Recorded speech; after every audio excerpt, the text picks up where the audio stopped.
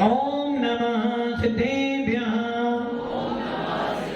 यदर्चा भावेन प्रमदितमनादये दर्यः क्षणाभासित सर्गी गुणगणितमयथा सुखनिधि लभन्ते सद्भक्त्या शिवसुखसमाजं किमु तदा महावीरे स्वामी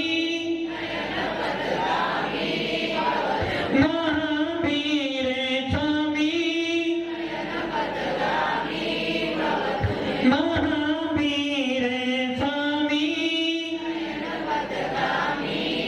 गुरुमहापंथनानितं ज्ञानदर्शननायकं चारित्राणां गंभीरा मोक्षे मार्गोपदेशिका पंचप्रमेय भगवान की एक आदिनाथ भगवान की अंतिम संसदपति भगवान महावीर स्वामी की आचार्य श्री कुंद भगवंत की आचार्य श्री विमल शंकर जी महाराज की आचार्य गुरुदेव सन्मति शंकर जी महाराज की तीन कामनों करोड़ मणि राजों की द्वादशा जिनवनी माता की बोले वात्सल्य मूर्ति दिव्य तपस्वी आध्यात्मों की रासन महातपो विभूति समणराज आचार्य 108 सुंदर सागर जी गुरुदेव की गुरुदेव की गुरुदेव की भव्य आत्माओं भगवान महावीर जाने मान जाना पहचाना नाम भगवान महावीर जिसकी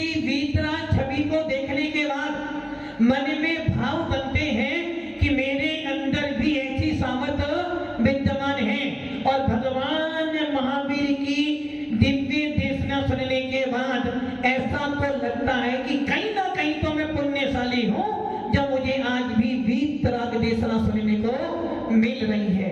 भव्य आत्माओं पर्व का दिन है, पर्व का दिन चल रहा है। जिन पर्वों के दिनों में सबसे ज्यादा व्यस्त कौन होते हैं? देवता। देवता सबसे ज्यादा व्यस्त रहते हैं। अब आप विचार करोगे कि देव गति में खाना नहीं बनाना है, दुकान नहीं जाना, किसी की शादी में भी नहीं जाना। देवताओं के बच्चे नहीं होते हैं, देवताओं के पास में कोई काम नहीं है, ना कपड़े धोने हो ना कपड़े सीने हैं। देवताओं के पास खाना भी नहीं बनाना, ना खाना खाना है, क्योंकि उनके गले में तो कंठ में अमृत होता है और जब उनका मन करता है उस समय विचार करते हैं और एक अवधि के बाद उनको कंठ से अमृत झड़ जाता है। किंतु उनके पास काम क्या है? उनके पास एक ही काम है और वो काम है भक्ति। उनके पास बस एक ही काम है भक्ति करना। जब भी किसी जीव को केवल ज्ञान की प्राप्ति होगी, जब भी किसी तीर्थंकर को केवल ज्ञान की प्राप्ति होगी, जब भी किसी तीर्थंकर के कल्याणक होंगे, जब भी कोई जीव उपसर्ग करेगा तो उन देवताओं को आसन कंपायमान होगा, अपने अवधि ज्ञान से जानेंगे और गिनेन्द्र देव की उपासना भक्ति करने के लिए चले जाएंगे। आपने बहुत सुंदर मंदिर बनाया, उस मंदिर में बैठे बैठे पूजा कर रहे थे, देवता तुम्हारी भक्ति से प्रसन्न हुआ और आपके पास में आ गया। इसलिए देवताओं के पास काम कौन सा है? बस एक काम है कि उनको श्री सच्चे देव सात गुरु की उपासना भक्ति करनी है। कभी नंदीश्वर तीर्थ तो कभी मानुषोत्तर पर्वत, कभी स्वयंभू रमन समुद्र में गए तो कभी विदेश क्षेत्र में गए और तीर्थंकर की उस वीतराग भगवान की देशना सुनकर अपने मन वचन काय को पवित्र बनाते हैं। वो देवता लोग भी जिनके पास कोई काम नहीं फिर भी एक समय नहीं है, ऐसे देवता लोग भी उन शाश्वत आकृतिम जिन चैतन्यों में जाकर जिनेन्द्र देव की भक्ति पूजा करते हैं। आखिर क्यों? जो कि उन्हें पता है यदि सुंदर रूप की प्राप्ति करनी है, यदि सुंदर शरीर की प्राप्ति करनी है तो उसका माध्यम मात्र एक है, भक्ति सुंदर रूपम। आचार्य समर्थ भद्र स्वामी जिनका नाम मां स्मरण करने से जिनका नाम मात्र स्मरण करने से बड़े बड़े वादियों का मान गलित हो जाता है। तर्क करने वाले आचार्य, न्याय को लिखने वाले आचार्य, और जिनकी श्रद्धा भक्ति से पाषाण के अंदर भी भगवान पैदा हो जाते हैं, से आचार्य समर्थ भद्र स्वामी अपने रतन कर्ण शास्त्राचार्य में लिख रहे हैं। भक्ति सुंदर रूपम, तू भक्ति कर, और जब भक्ति करेगा तो फल क्या मिलेगा? सुंदर रूप की प्राप्ति होगी। किंतु भक्ति करने से पहले, उपासना करने से पहले, वंदना करने से पहले ये देख लेना कि तेरी वंदना करने के पात्र कौन है। जिस प्रकार बाजार में से कोई वस्तु लाते हैं तो पहले देखते हैं कि ये वस्तु अच्छी है या खराब, और खराब वस्तु छोड़ देते हो। किसके लिए? दूसरे व्यक्ति के लिए। और अच्छी वस्तु, जब एक वस्तु लाने के लिए विचार करते हो तो भैया जिसके लिए हम अपना तन मन धन समर्पित कर रहे हैं, जिसके प्रति हमारी श्रद्धा अटाट हो रही है, ऐसा मेरा भगवान, मेरा आप, मेरा देव कैसा होना चाहिए कि दुनिया कहे कि आज पूरे विश्व के अंदर जिन शासन को बड़ी सम्मान से देखा जाता है, क्योंकि जैन शासन कभी किसी का पतन नहीं करता, जैन शासन का व्यक्ति कभी किसी में छल कपट नहीं करता, और जैन शासन का अनुयायी हमेशा कहता जियो और जीने दो। ऐसे आप्त को आचार्य समर्थ भगवत स्वामी कह रहे भैया तेरा आप्त कैसा होना चाहिए? जिसकी तू भक्ति कर रहा है, तेरी भक्ति में श्रद्धा होनी चाहिए, तेरी भक्ति में समर्पण होना चाहिए, तेरी भक्ति में संतोष होना चाहिए, और तेरी भक्ति में लोभता नहीं होनी चाहिए, लोभ गुण होना चाहिए। और जब तू इस प्रकार भक्ति करेगा, जब एक पाषाण को पूछते हैं तो वो भगवान बन जाता है। एक पाषाण को जब श्रद्धा से देखते हो तो उसमें भगवान का रूप दिखाई देता है। तो मैं जानता हूं जब तू अपने इस आत्मा के अंदर, इस आत्मा रूपी मंदिर में जब तो उन तीन लोक के नाथ को विराजमान करेगा तो तेरी आत्मा में भी भेद विज्ञान तो उत्पन्न होगा। इसलिए भक्ति करने से पहले ये देख लेना, भीतरा सर्वज्ञ हितोपदेशी जो होगा उसके लिए तो भक्ति करना। तेरी भक्ति क्या करेगी? सुंदर रूप तुझे दे जाएगी, और ऐसा रूप दे जाएगी, ऐसा रूप दे जाएगी कि सुंदर रूप का मतलब है तेरे को तीर्थंकर जैसे पद की प्राप्ति हो जाएगी। और मैं जानता हूं भक्ति करने से जब सुंदर रूप मिलेगा तो दसों दिशाओं में तुम्हारा यश ज्ञान गाएगा। जैन शासन का मतलब है आत्मा की उपासना, जैन शासन का मतलब है आत्मा से भगवान बनने का मार्ग, और जैन शासन का मतलब है कि भगवान महावीर के अनुयायी हो तो भगवान महावीर जैसे बनना। भव्य आत्माओं, भगवान महावीर का 2550 निर्माण महोत्सव बड़ी धूमधाम से संपन्न किया जाएगा। शुरुआत हो गई है। शुरुआत किस दिन हुई? जिस दिन भगवान को निर्माण प्राप्त हुआ उसी दिन से 2550 निर्माण 20 निर्माण संवत शुरू हो गया। उसी दिन से प्रत्येक जैन व्यक्ति ने ठान ली कि हमें भगवान महावीर का ये महोत्सव विश्व स्तर पर करना है। और भव्य आत्माओं, भगवान महावीर को पूरा विश्व मानता है। अब आप ये गर्व करना कि जैन शासन में ऐसा भी एक तीर्थंकर हुआ जिसको पूरा विश्व श्रद्धा भक्ति से मानता है। और भव्य आत्मा जी तो ये ध्यान रखना, हमारा जैन शासन भगवान महावीर से नहीं है।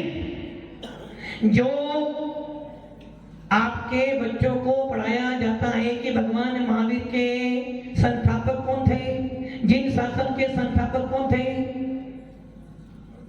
आदिनाथ या महावीर? कृति आदिनाथ या महावीर?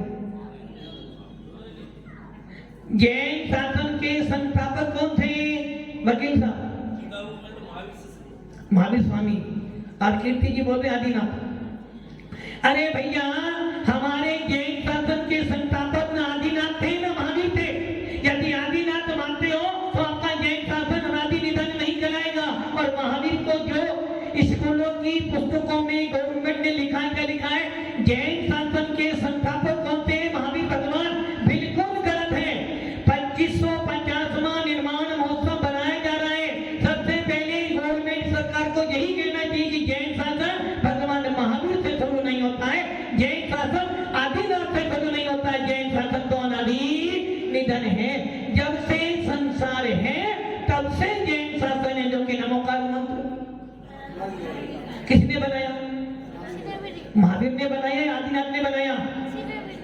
और चलो आदिनाथ छोड़ो, पारसनाथ भगवान ने बनाया क्या नमोकार मंत्र? अरे भैया, जो बनाया जाता है वो कुछ समय के लिए होता है। भगवान महावीर मात्र इस काल के लिए हैं। भगवान महावीर इस हुंडा अवसरपनी के अंतिम काल के अंतिम तीर्थंकर हैं। आदिनाथ भगवान हुंडा अवसरपनी के प्रथम तीर्थंकर हैं, किंतु जैन शासन अनादि निधन है। नमोकार मंत्र ना आदिनाथ ने बनाया ना महावीर ने बनाया। और अध्यात्म के वेत्ता, अध्यात्म को लिखने वाले ऐसे कुंद स्वामी भी हमारे आदि गुरु नहीं है। इनसे पहले भी बहुत अनंत अनंत गुरु हो चुके हैं। जैन शासन तो अनादि निधन है। इसलिए जो बच्चों को पढ़ाया जा रहा है कि जैन शासन के संस्थापक भगवान महावीर थे, भैया साहब सही है ना? किनको पढ़ाया जा रहा है? किनको पढ़ाया जा रहा है?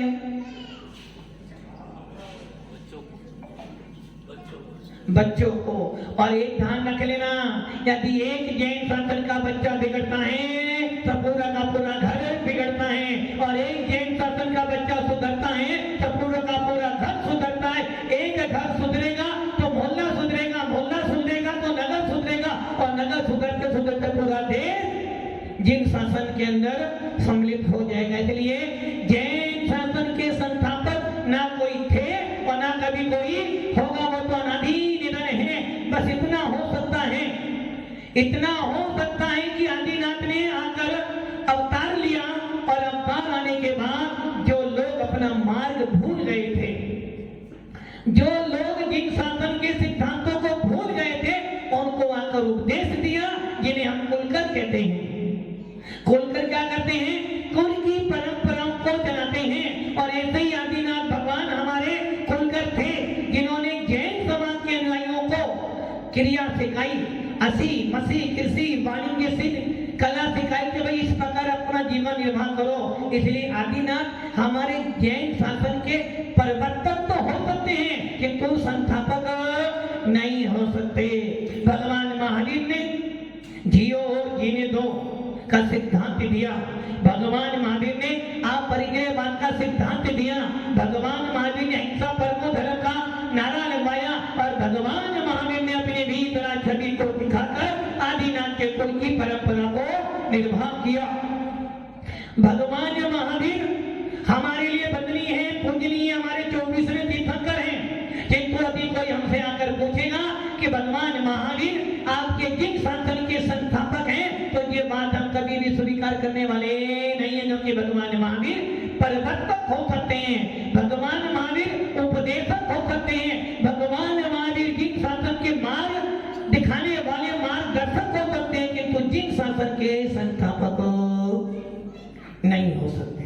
भव्य आत्माओं, भगवान महावीर का शासन मिला है, जिसके अंदर आपको भगवान महावीर जैसे एक तीर्थंकर नहीं 24 तीर्थंकर मिले। 24 ही नहीं, अनंत अनंत तीर्थंकर पहले हो चुके हैं, और आज भी विदेश क्षेत्र में तीर्थंकर विद्यमान हैं। ऐसे जिन शासन को पाकर, ऐसे भीतराग शासन को पाकर हमें करना क्या है? हमें बस एक ही काम करना है।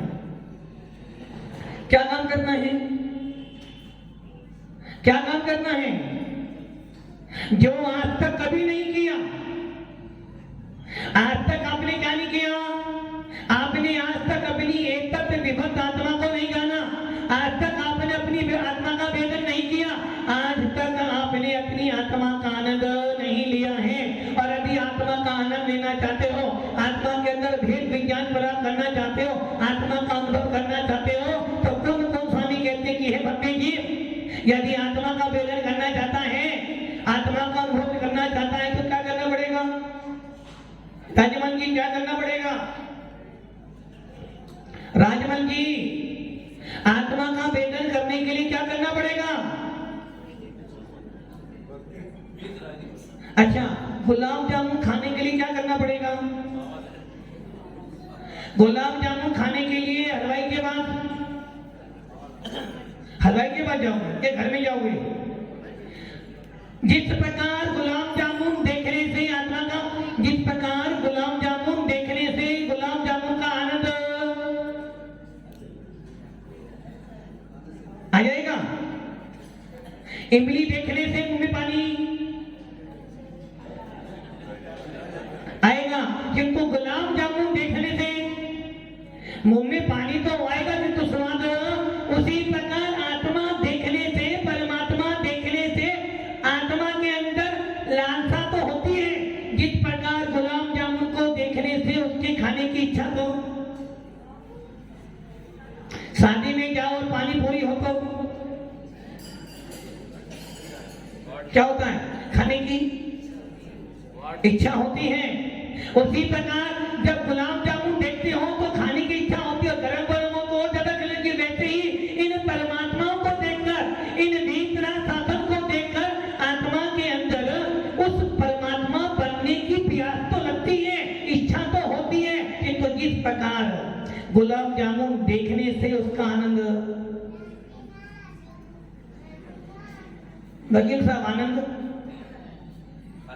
राजू भैया, काजू देखकर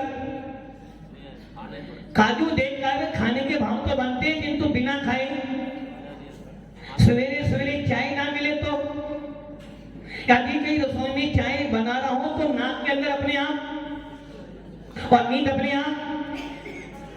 वैसे ही जिस प्रकार गुलाब जामुन को देखने से मन करता है खाना चाहिए किंतु आनंद नहीं आता, वैसे ही आत्मा को देखने से, परमात्मा को देखने से, भगवान महावीर की मुद्रा देखने से, भगवान वीतरागी को देखने से इच्छा क्या होनी चाहिए आपकी?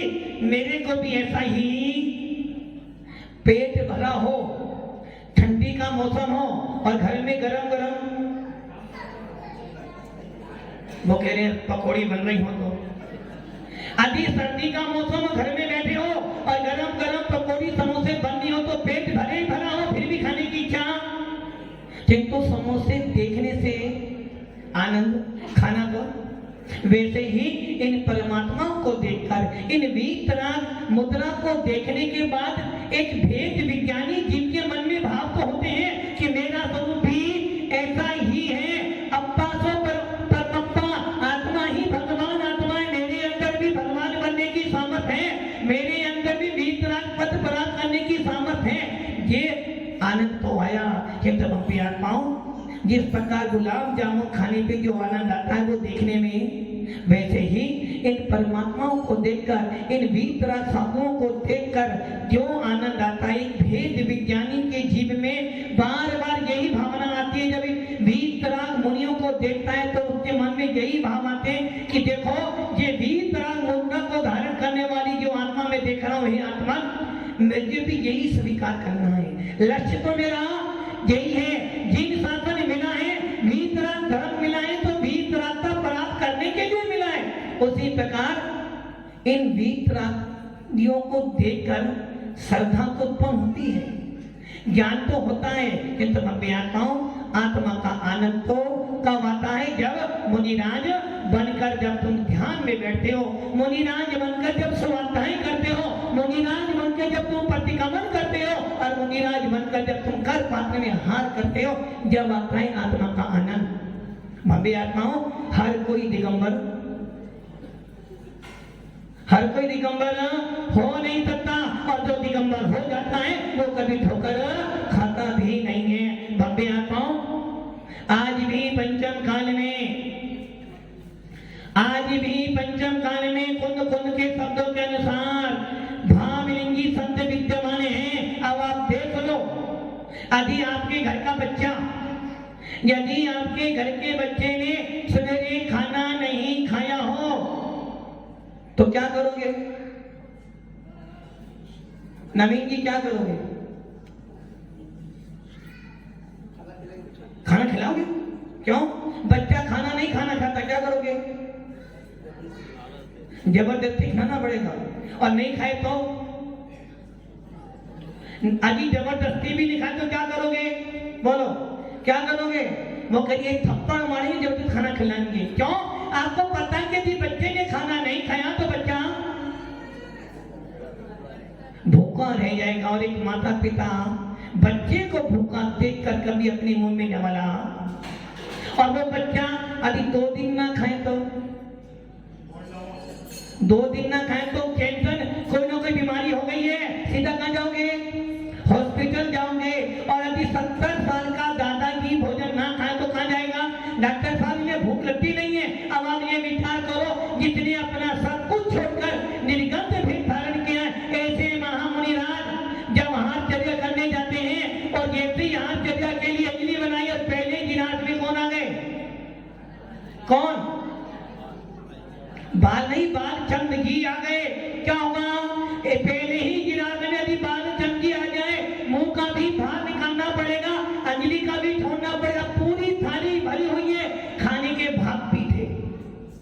आचार्य भगवंत बद्रिके स्वामी लिखते हैं मूलाचार में, जब कोई मुनिराज हार करने जाते हैं उसके 4 कारण। पहला कारण पेट खाली है। अब पेट खाली है तो भरना दो। नंबर 2 असाता वेदनी कर्म का उदय है, क्योंकि भूख असाता वेदनी के कारण लगती है। नंबर 3 अपने प्राणों की रक्षा भी करनी है। और नंबर 4 आहार संज्ञा भी है। और नंबर 5 भोजन देखने से भी। जिस प्रकार तुम लोगों को समोसे देखकर खाने के भाव बनते हैं ना, और जिलेबी बन रही हो तो फिर तो सारे घर के हमें ही खानी। उसी प्रकार मुनिराज जब हार करने गया, कर पात्र बना लिया है, आपने हार में वस्तु दे भी दी, और जैसी बाल चंद जी आए, मुनिराज एक बार भी नहीं सोचते, तुरंत। अब सोच लो आप, उन मुनियों ने कितनी बड़ी अपनी इच्छा को रोका होगा कि खाने के लिए सरावत तैयार बैठा है, खिलाने के लिए सरावत ने पूरी तैयारी कर ली है, हाथ में दे भी रहा है। मुनिराज के यदि बाल आ जाता है तो वह मुनिराज तुरंत क्या करते हैं? सोच लेते हैं, भैया आज मेरा पुण्य कर्म का उदय आया है कि आज मेरा जो पीछे बोया था ना, जो पीछे बोया था, आज उसको देने का अवसर। आचार्य अमृतचंद सूरी गुणभद्र स्वामी आत्मानुशासन में लिखते हैं कि ये तो बताओ, यदि तुमने किसी से कर्जा लिया है, क्या लिया राजवन जी? कर्जा। नरेंद्र जी कर्जा लिया है, यदि कर्जा लिया है, अब वो मांग ले तो बताओ, जब आपने कर्जा लिया था, जब तो आनंद में लिया था, अब जब आपको कर्जा देना पड़ेगा तो क्या करोगे? ब्याज सहित दुखी होगे क्या? दुखी तो होंगे। किंतु आचार्य गुणभद्र स्वामी आत्मानुशासन में कहते हैं, भैया कर्जा तूने लिया था, जब लिया था जब भी हंसा था, अब देते समय रोता क्यों? तूने लिया तो देना तो। वैसे ही भव्य आता हूँ, जब एक दिगंबर साधु हार चर्या पे जाता है, गोत्री करने जाता है, उस समय यदि उसको अंतराय आता, सोचता भैया पूर्व भक्त में कर्जा लिया था, आज चुकाने का अवसर आ गया, इसलिए दुखी मत हो, क्योंकि अनादि काल से तूने खाया ही तो है, आज तो तुझे अवसर मिला है, कल तेरा एक कर्म की प्रकृति तेरी नष्ट हो जाएगी। और वो साधु आत्मा में समता भावों से यही विचार करता, घर में होते तो 4 बार 6 बार 10 बार खाते, किंतु आज सौभाग्य मिला है कि कर्मों को नष्ट करने के लिए, अपनी आत्मा की शक्ति को प्रकट करने के लिए, अपनी आत्मा के वीर्य को प्रकट करने के लिए अवसर मिला है। इन्हें कहते हैं भावलिंगी मुनिराज। भव्य आत्माओं, सौभाग्य है हम लोगों का, सौभाग्य है हम लोगों का, जो हम भगवान वीतराग महावीर के शासन में मुनिराज बनकर साधना कर रहे हैं। और परम सौभाग्य आप लोगों, जो आप ऐसे वीतराग साधुओं की सेवा कर अपने मोक्ष मार्ग को पसंद कर रहे हो। इसलिए भव्य आत्माओं, भगवान महावीर का शासन मिला है, हम सब भी इस आत्मा के अंदर जिसमें अनंत अनंत अनंत शक्ति बैठी है,